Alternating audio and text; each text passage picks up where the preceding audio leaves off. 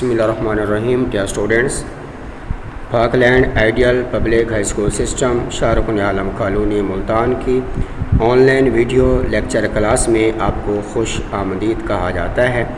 میں ہوں آپ کا اردو ٹیچر جمیل احمد. کلاس 10 کا اردو کا لیکچر ہے. آج ہم اردو قواعد و انشاء کتاب کے صفحہ نمبر 110 پر موجود تفہیم عبارات کے سوالات کے جوابات پڑھیں گے.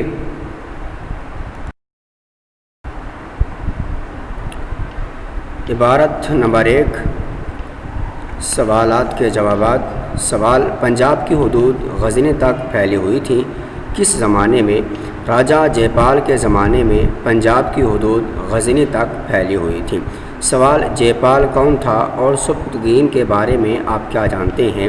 جواب: جے پال پنجاب کا راجہ تھا اور سبکتگین غزنی کا حکمران تھا. سوال: وہ لوگ تو برف کے کیڑے تھے، کون برف میں رہنے کے عادی تھے؟ جواب: غزنی کے لوگ برف میں رہنے کے عادی تھے، اس لیے انہیں برف کے کیڑے کہا گیا.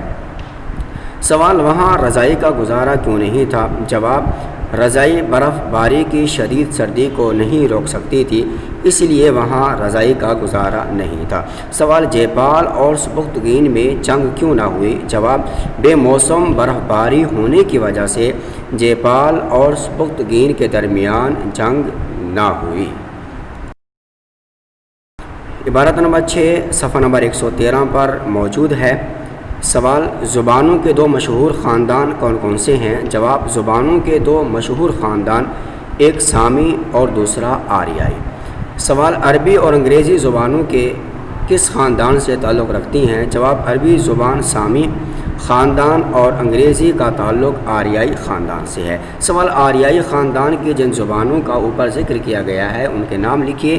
جواب: آریائی خاندان میں نہ صرف پاکستان اور ہندوستان کی زبانیں شامل ہیں بلکہ یونانی، اطالوی، جرمن، فرانسیسی اور انگریزی زبانوں کا شمار بھی اسی خاندان میں ہوتا ہے.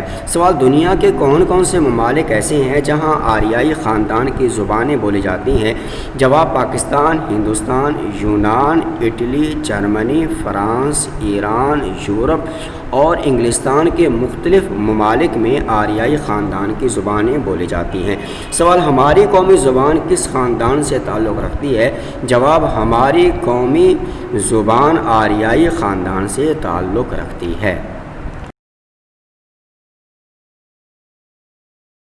عبارت نمبر 7 صفحہ نمبر 113 پر ہی موجود ہے.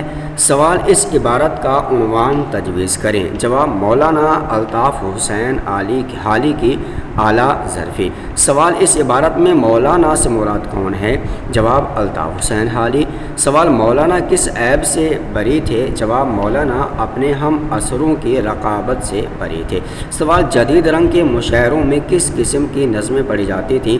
جواب: برکھا رت، حب وطن، نشاط امید نظمیں جدید رنگ کے مشاعروں میں پڑھی جاتی تھیں. سوال: نثار کے معنی لکھیں. جواب: نثار کے معنی نثر نگار یعنی نثر لکھنے والا.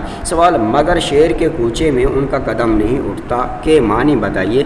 جواب: مولانا محمد حسین آزاد نثر تو عمدہ لکھ لیتے لیکن وہ اچھا شعر کہنے کی صلاحیت نہیں رکھتے تھے. سوال: داد دینا کے معنی لکھیں. جواب: کسی شعر سے لطف اندوز ہو کر شاعر کی تعریف کرنا. سوال: تبصرہ کسے کہتے ہیں؟ جواب: منصفانہ طور پر عبارت کی خوبیاں اور خامیاں اجاگر کر کے اپنی رائے دینا اور کسی اچھائی اور برائی کا بیان تبصرہ کرنا کہلاتا ہے.